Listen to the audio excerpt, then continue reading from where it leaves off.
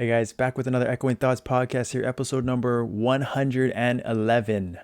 And in this episode, we're going to get into a lot of things, the event, kind of the ways to take advantage of it, whether it's through nodes, through EXP, how I'm approaching all of the insane events, breakthroughs, what I'm prioritizing, because there's so many things that you can do that it can be overwhelming. So I'm going to talk about what I'm doing personally. And then I'm going to get into a little bit of Lynn as well, post about 10 days, less than 10 days post update. I'm recording this on August 8th. And just my thoughts on it. Has it changed in a week after playing it for a week? I got to level 220. I'm trying to gear it up more, how it is in farming and bossing and the support. Has anything that I've learned in the past week, just want to share that with you guys because I'm really enjoying it. And then I want to talk a little bit about solo guides. I've been doing a lot of the solo content. It's a very new aspect of the game, getting a lot of questions about it. So I wanted to help you guys as much as possible as far as tips and tricks, because the strategies do change in solo versus team content. Just things like having only 3 lives remaining, no support, how you got to handle altars in Damien, how you got to handle the trumpets cleansing in Lucid. Will is a whole nother monster. So definitely there are things that I'm still learning about it, but I just wanted to share with you guys. There's kind of tips and tricks that I've done and learned to help clear this content with, that minimal gear required. So we'll get into that. But first, I have to talk about the biggest news, kind of that hits MapleStory within the player base for quite a while, I think. And this is this whole account hacking Reddit post. If you've seen it, it was it got shared to me. The Reddit post got shared to me a few days earlier this week, and I really wanted to dive into it and give my raw sort of opinion on this and my take, because I think that's kind of what I want to use my platform here for this case, and to support essentially the player base, and to shed light on situations like this where we can really learn from it, but also hold Nexon accountable for and how they can approach this to really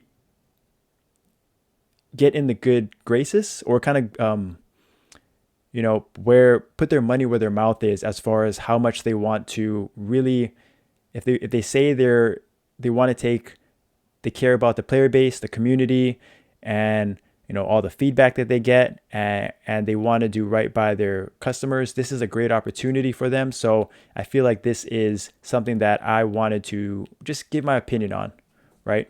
So that is the episode. I'm excited for this one. Let's get into it. All right, so I wanted to first get into this Reddit post, right? And I'll post a link in the description, but this is the post 4 days ago currently, where there was an account that was basically hacked, right? And they have a lot of breakdowns, about $20,000 USD. Nexon agreed that it was a hack. They confirmed it was a hack here. They have a full list of stolen items. You can read this if you want, but it was via Richie. Okay, so Richie, it actually had trait tracking back to which account actually bought the armors. It was high level armors. Nexon actually did respond and have gotten law enforcement involved. So I'm going to sort of stay away from that part, because clearly when it comes to the legal side, I'm obviously that's all behind closed doors. That's very private, but it's clearly a very serious matter. Over $20,000 of USD kind of equivalent, this becomes a serious offense, right? Nexon did the right thing, is obviously by getting local law enforcement involved and figuring it out. They were able to track it down to the IP addresses, do a lot of things, right? It's very easy for them to track it down, get IP addresses, find out who the culprit is. And I think they did end up banning the players associated with the hack and done all this, right? So that is great and amazing by Nexon, but the gear still hasn't been restored to the player, the initial the victim, right? And I think from my point of view, okay, this is I want to talk about sort of if I was in this situation. Okay, this is how I approach it, right? This is not even just about the game. This is like in general. If I were hacked for like my credit card, my bank account. Someone came in and robbed me for like jewelry or anything that was worth $20,000, right? I would The last thing I would want is people immediately questioning the validity of it. Okay? So I think we have to, first of all, I want to respect the victim as far as like I believe them, right? 100%. No doubt about it.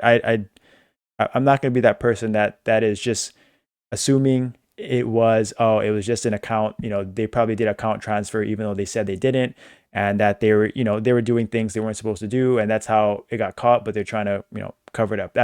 That's not what I'm doing here. I think that I want to side with the player. Okay? Believe that the player did all the right things and they just got straight up hacked. Okay?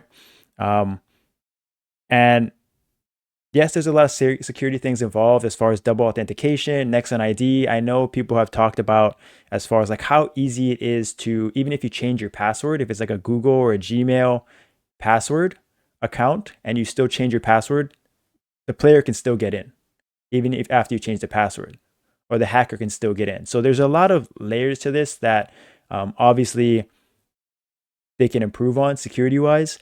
But I think just from a general, like getting in the good graces of the community, Nexon has a great opportunity here to just do right by the player. Okay, whether the legal stuff checks out, whether they ever, catch the culprit and whatever legally, I think like Nexon kind of has to be like take the approach of just almost doing the right thing, right, for your players. Okay, they've obviously already admitted that it was a hack. It wasn't the player's fault. They didn't do anything wrong. So like if it was like a credit card company, right? Credit card companies now, I'm sure at this higher level, it takes a little bit more time. Like if it's a $20,000 breach, but I would say that I would believe that I would want my credit card company to trust me, right? They clearly had all the evidence. They clearly proved that it was a scam, right? That it wasn't. It was a different location and all these things. Like the credit card company would, I would hope that they would refund the money. Okay, and I hope that Nexon thinks of it as the same way, right? Because no one wants their credit card company to be that, you know, person that's like trying to get out of everything, right? Not asking all these questions, trying to not pay, right? Um, so I just hope that if that makes sense, if that's the right way to look at it, I'm curious what you guys think on this. But that's the way I've been thinking of it, right? If I was the victim in this case, I would just hope that these big corporations like the understand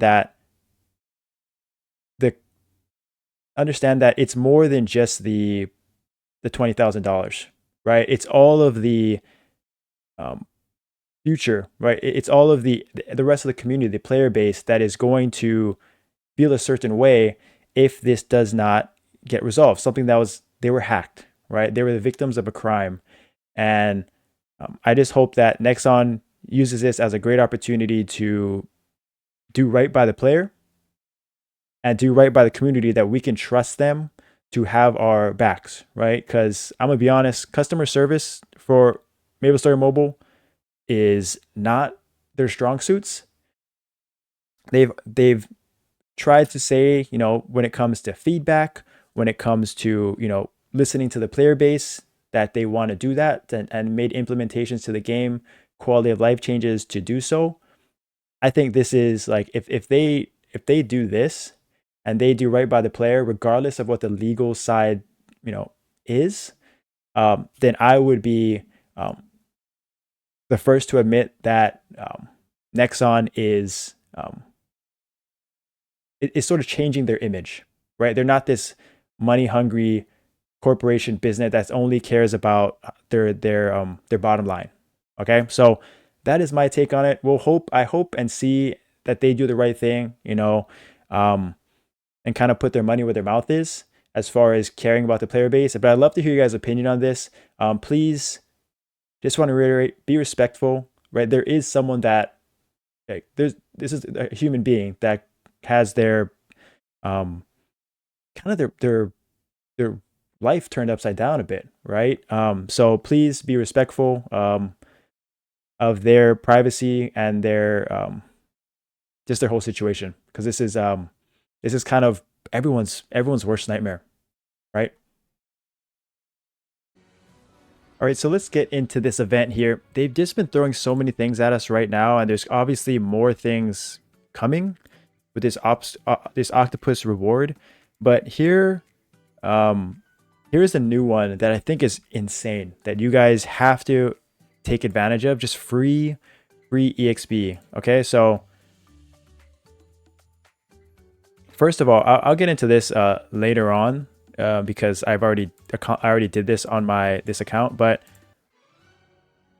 as you know, there's a lot of tabs in this event tab, right? A lot of things that you can do, and I think I want to help you guys prioritize what you should do first. Okay, so first off, right, you have to do this first one. There's a reason why this is at the top, because this is sort of the tab, the guide for all of the current events. So this one is free just by every time content you use every day. Okay, so just by doing your dailies on your accounts, you'll get free buffs too. So you need to do this: EXP, party XP, crit damage, and this is going to be ignore enemy defense. Okay, so you definitely want to do this. But this is just through dailies. So this is very simple. It accumulates over time, and as you do it here, as you progress and just start leveling it up, leveling all these up, you're going to get rewards. Okay, daily rewards too, 600. So I honestly haven't even kept track of all these coins. I'm not doing all the math on it, but this is a great tab. Like, I haven't even collected this. Just play the game. Just do your dailies on your account. And dailies, I mean by just your daily task. Okay, daily dungeon, bosses, dimension of elite dungeon. So very, very simple, and you'll just get rewarded here. Do this daily, 600 coins, and you're even going to get rewarded just by doing it again, by doing it consecutively, okay, or cumulatively accumulating it. And this is the new one. Okay, so this one is just by doing these again, you can accumulate daily task, daily hunt. You're going to accumulate these little shells. Okay, and it allows you to level up the octopus, and you can get shells just by doing auto battle as well. So you can accumulate a ton of these shells all together. So I hopped on another account real quick, and here is what you do for this event, right? It's very, very easy. You literally just, like, I got these 6 left over from the day before just from doing auto battle. Okay, so now you just click it, support, level it up, pray that it works. And so I got level 4 just through 6 attempts. So I can do all these and I'll get more shells. But here is what you guys want to know, right? So you need to know the reward info. I can get on this character 3.43% if I get lucky and it gets to level 8. Okay, so this is huge.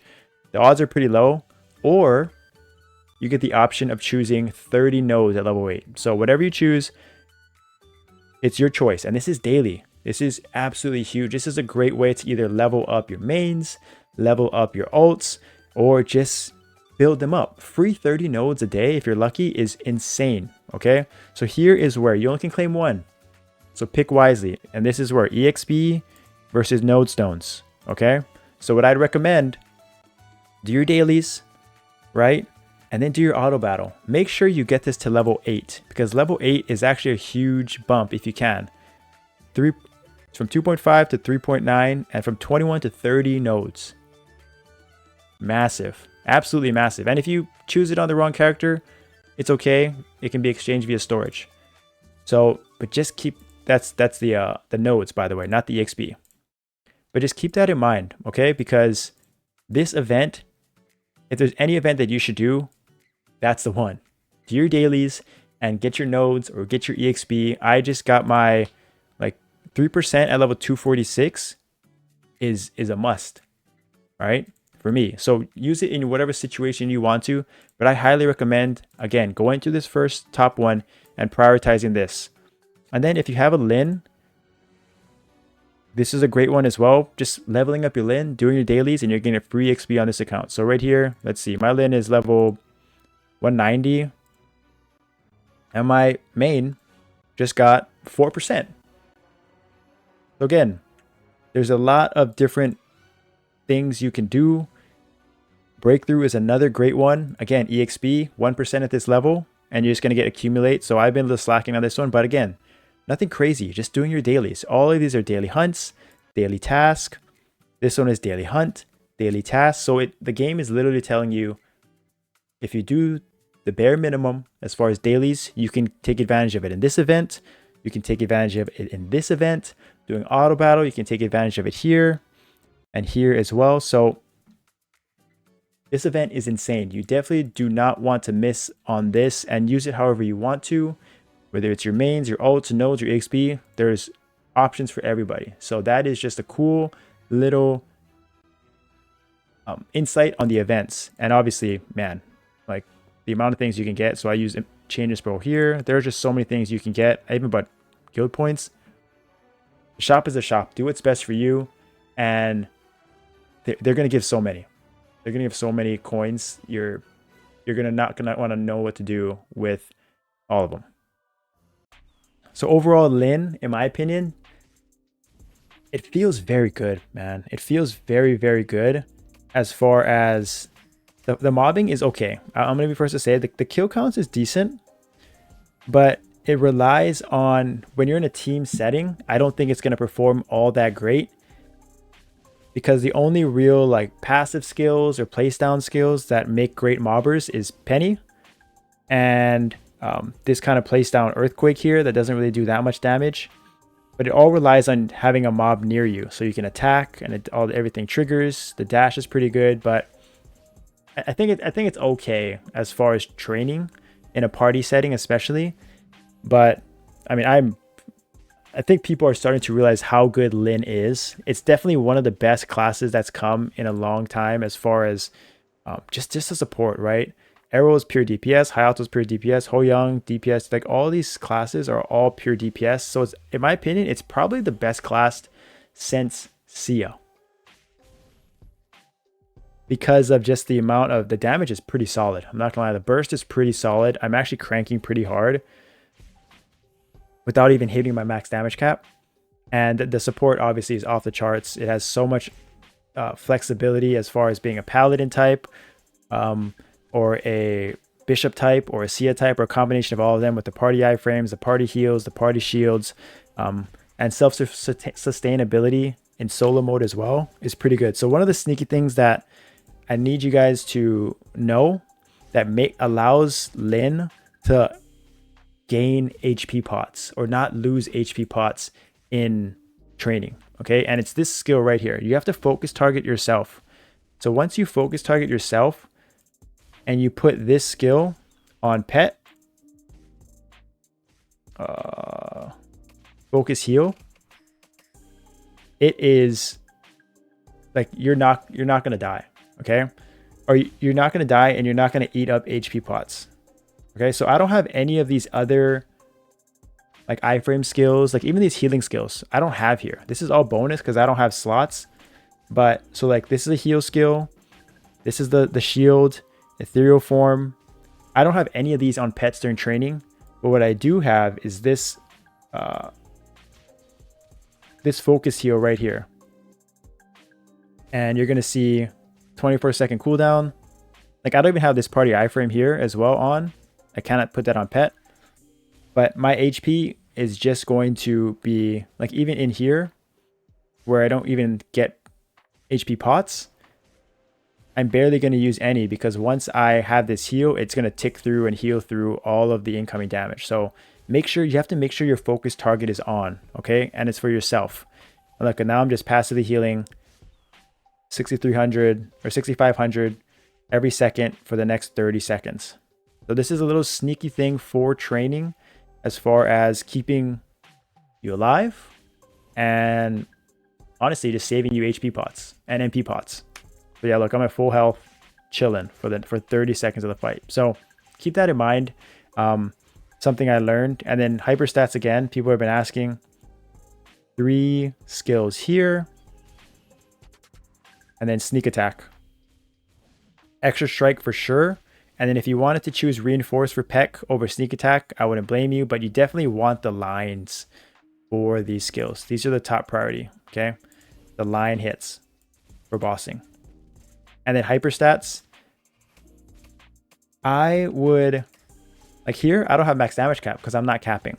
So I prioritized, I did 20, 20, okay? And then I did 15, 20 on ADI. So what I did was I went for these here, kind of leveled them up slowly, and then hit counts. I honestly just hit counts for line testing. I don't really think it's that important. For bossing, boss attack is good, crit damage is good, but as you level, right, I would still prioritize these two. You want the final damage and the magic damage, not physical damage, magic damage. This is a lot of stats here that you want to take advantage of. Okay, so that's kind of my initial takedown Lynn. I'm going to do more during streams. I'm going to post more content and show it. And I'm trying to get to level 225 so that I can do Lucid. I can get my arcane power up so I can get this last symbol. I can do Lucid. I can do Will. I can do Archon and really see just how Lynn stacks up at higher bosses even more, how much their support can help teams in different bosses. And it's just exciting to see unlock so many things. So I'm trying to get to 225 before reset this week, but I honestly don't know. But I'm trying to get all these things, the breakthroughs, the I think I already did this, raise octopus. Yeah, I already maxed this out. So I'm just trying to get all the XP. I'm going to save my mag growth potion for the last possible second, and hopefully have more content for you guys real soon. All right, so now we're going to talk about Lynn post, just about 10 days in, or a little bit over a week in. Got to my Lynn to level 221. People are monster levelers there. Oh my gosh. I remember I was doing this for my Adele, but people are smoking me over here. My boy Dave, shout out #1 still.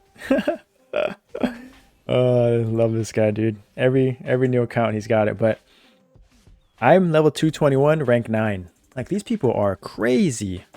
But so I wanted to talk about if anything has changed, right? I made a video about sort of how they do in content, how they do in burst, line, support, what they have as a toolkit. But I don't think I mentioned trios, or if I did, it was briefly. So I want to show you guys my trios here. When I prioritize maxing, because definitely not everything is maxed. And so at 221, I kind of have all of them except for this one.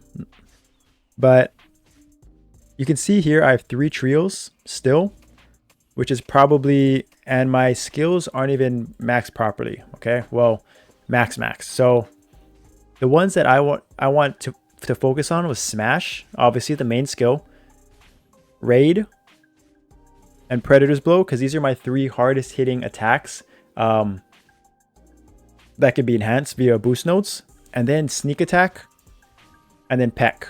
Okay, so that's five nodes that are pretty, like, I would say this is the priority. 1, 2, and then Predator's Blow and Raid are in the same, and then the third one is Sneak Attack. Okay, so if you had 3 trios to choose from, I would choose 1, 2, and these 3, and 3. These 2 are combined. Okay, so, but mine isn't perfect, but it's okay. I have a little bit into Peck. So, and Peck is still good for training, right? It's kind of your best kind of passive training skill. So as far as trios, that's where I went. And then skill nodes, if I were to prioritize leveling any one, it would be Blue Sky Blade, because it not only reduces the cooldown from 3 minutes to 2 minutes at max level, but it also increases the duration. So, and the duration is huge because this is all passive lines. At level 1, it is about 1,000 lines because it's a 15-second duration. But clearly at level 30, it's going to, and 30-second duration, it's going to double in line. So 2,000 plus. So this is, I would recommend this one, and Beast Rage. Okay, Beast Rage, again, the main thing is reducing the cooldown from 180 seconds to 120 seconds at level 30. So you definitely want to put your matrix points into this skill and this skill for free 5 levels. And you always want to do it in increments of 5. So what sometimes I recommend is, if you're not maxed, you don't have a lot, sometimes it's best to do, like if this is level 17, for example, I would just use 3 matrix slots to get to level 20, and then use the other matrix slots somewhere else. And then once I get to, just increments of 5, right? Kind of play around with it. You might have to always change it up, but the increments of 5 is really where the cooldown reduction comes from. Okay, so keep that in mind. And then secondary nodes, it's really, I'm still playing around with it, but I still did here Nature's Grace and Ethereal Form as my priority 3 and priority 4. Okay, and the reason why I did that was, one, this shield, it goes up, I think it's up to level 50. So it starts at a 20% heal and a 20% shield at level 1. Oh, we can check that actually. So here, level 15, it's going to be, yeah, 1% each level up to 50%. So that is huge. And I really like this skill. And it reduces the cooldown as well. So it's going to end up being a 2-minute cooldown and a 50% shield and a 50% automatic heal to everyone in the party. Okay, so that's a nice skill to have, and it actually benefits leveling it up, reducing the cooldown and increasing the effectiveness. And then Ethereal Form, I just love Ethereal Form because it gives, one, sneaky good passive damage percent, but then reduces the cooldowns again. So you see I have it here in increments of 5, 75%, and that adds up. And it's nice to have a lower, it feels good to have Ethereal Form at around here 75% seconds, or obviously maxed. It just feels like it comes up more frequently. That 15 to 20 seconds really does add up. Okay, and then there's a lot of playing around with it as far as what I prioritize, and I'm always having to change it up still depending on the party, depending on what I'm doing. So there's no set in stone, but I personally don't think these are all that great in comparison to Mono Overload. Okay, Mono Overload is just a free 100% uptime, 10.8% final damage. So you just get it all the time. It's like a decent node. It's like the best version of a decent node. While Power of Destiny is a on-demand burst, okay, and it gives more final damage, but the duration obviously is less. So it is your picking and choosing as far as how you want to play it, but I chose just the guaranteed final damage 100% of the time. But this may be a good option as well. So this is very similar, a better version, because it's a shorter cooldown and the duration is pretty good. And the final damage buff isn't as high, but it's a better, or a different version per se, of the typical Goddess Blessing, right? So the Goddess Blessing is massive. Huge buff duration, huge boost on a longer 2-minute cooldown. Okay, so these are very similar. And the hard part is, for right now with these type of pets, is that you only have so many slots, right? Like I have to use all of these manually. You probably have to manual this as well. I'm not even using the level 200 30% crit damage skill, where you got to pick and choose. Okay, pick and choose, and you might have to just manually do these skills. So I personally like Mono Overload, but I can see the argument for, honestly, this skill is monsters, because it lines up nicely with your big burst, because it's on a 2-minute cooldown and it's guaranteed going to hit hard. Or this one's kind of a shorter, smaller window, shorter effectiveness, shorter duration, but also shorter cooldown. And for some reason, this last skill, Focus Awaken, is its kind of unique skill. Just doesn't feel great, right? Like a 2-minute cooldown at low level. The duration gets up to what, level 30, maybe? Let's see, 24. Yeah, it's probably up to level 30. Or sorry, it's probably up to 30%. And it just feels ho hum, right? It obviously helps benefit your aggro. So if your aggro wants it, but honestly, selfishly, we provide so much support otherwise that it's okay. I personally think it's okay for us to go DPS on these. So you got to pick and choose. Clearly, I have Speed Infusion, Hyper Body, Blink, all for situational, where I can swap them in and out. But this is the priority that I went with right now and I'm focusing on. I do like these because these are your two biggest damage dealing skills. So you want to always target your DPS based on these windows. And then this is for support and healing. And I'm on, Lynn is one of the best classes for that. And so you definitely want to take advantage of those skills and level them up just for the availability and use.